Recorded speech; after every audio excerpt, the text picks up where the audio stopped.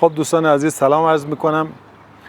امروز اومدم شهرستان خانسار و اینجا میدان ورودی شهرستان خانسار هست که بسیار زیبا مزین شده به زنبور عسل و نمادی از کندوی عسل و زنبورهای عسل هستش. خیلی میدون خوشگل، عالی و درجه یک. ممنون از شهرداری خانسار که به این شکل اینجا رو مزین کرده.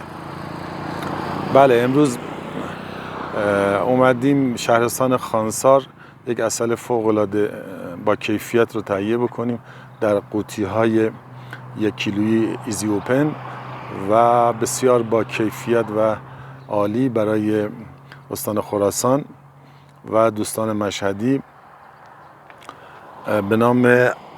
به نام عسل کمیاب خانسار. دوستان خوبی که در رابطه با عسل فعالیت دارند، خوشحال میشم که در خدمتشون باشم. انشالله که همیشه درجه یک عالی و خوب باشین